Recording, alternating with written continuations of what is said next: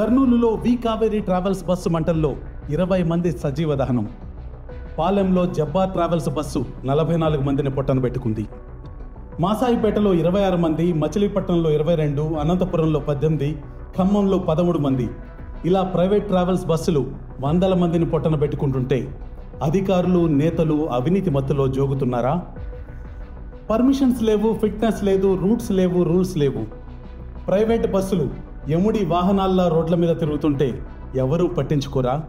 Bus ఆపరేటర్లు విసిరే black కరెన్సీకి కక్కుర్తిపడి ఆర్టీఏ అధికారులు కళ్ళు చెవులు మూసేసుకుంటున్నారా?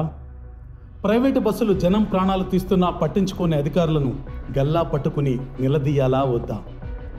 జనం ప్రాణాలంటే మన రాజకీయ నాయకులకు లెక్కలేదా? బస్సు యజమానులు విసిరే కరెన్సీ కట్టలతో మన నేతల కళ్ళు మూసుకుపోయాయా? మంటల్లో తగలబడుతూ జనం చేస్తున్న ఆర్తనాదాలు మన నేతలు, అధికారుల చెవులకు వినిపిస్తాయా? మన ప్రాణాలను కాపాడుకోవడానికి మనమే గొంతెత్తుదాం. నేతలు, అధికారుల కళ్ళు చెవులు తెరిపిద్దాం.